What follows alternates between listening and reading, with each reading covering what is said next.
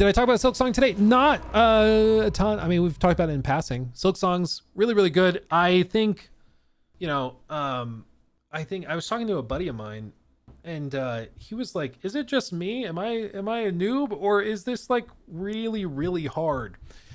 And I've heard a lot of other people discuss the difficulty. Somebody in our Discord was saying that they felt that the difficulty was at times excessive. Hey Luke, I'm wondering how you handle the difficulty in Silksong. I've played Hollow Knight a lot back in the day, but holy moly, this one is hard. And I wonder if it crosses the line of just unfair sometimes. The Mothfly boss, my God. How are you feeling it? And basically, I mean, I went and gave my full text response and everything, but basically, I think it is very, very difficult. Absolutely. And I think the feeling that some people have expressed where they feel like at times it's unfair in its difficulty is really interesting to me. And I think it's because there's some difficulty where it's literally like get good, the stereotypical Soulsborne thing where it's like you just need to figure out the boss's moves and then you can win. And you can tell because like speedrunners will go in with no armor and be able to do the boss fight without getting hit once. And it's just a pure matter of skill. Like that's one type of difficulty, right?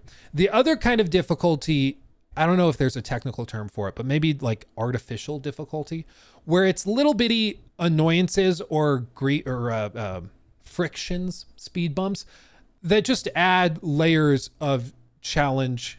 And I think as some people have expressed, unnecessarily. So like an example would be the boss fight is at the end of a long corridor of platforming stuff. The boss fight is incredibly difficult and it's got like 3 phases.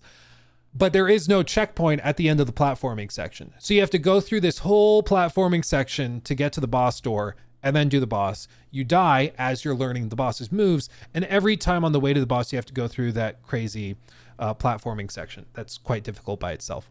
That feels, I think, for some people, absolutely like it feels unfair or like it's a different kind of difficulty.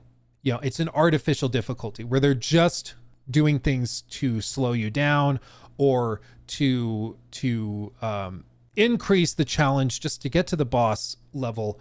I guess to some people might say bloating.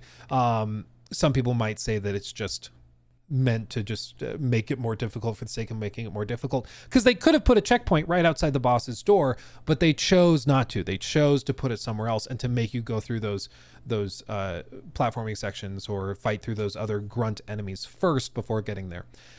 And at this point, I really think it's a matter of personal preference. I'm not sure if there's a clear right or wrong answer. My preference is if I'm playing a game for the combat, of course, I like to be able to focus on the combat. So if I'm in a boss arena, like Elden Ring is a great example of this with the stakes. You fight a boss, you get killed because you messed something up. You respawn right next to the boss and you just try it again. There's no friction between that. So if you want to just figure out the boss with that difficulty, you can just do it. Whereas in like Silksong, it's like, oh, I got killed by the boss. Now I have to go through this whole platforming challenge and then do the boss fight again. And each time I do the platforming challenge, maybe I fail the platforming once every 4 times or something, or once every 5 times or 10 times, whatever it is.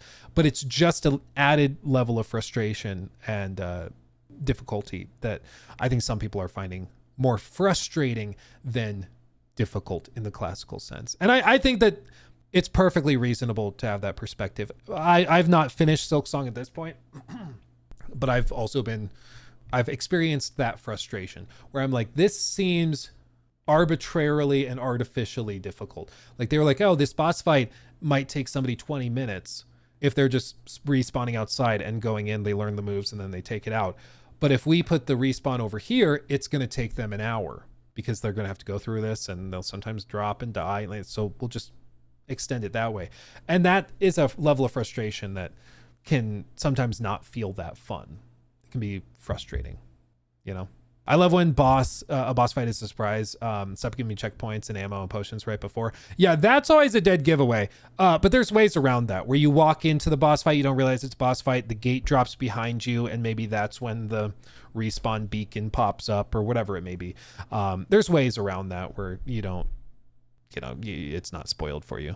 I have the same issue with Elden Ring. Yeah, it's just, again, I don't think there's a right or wrong answer. It's just a matter of personal preference, frankly. But yeah,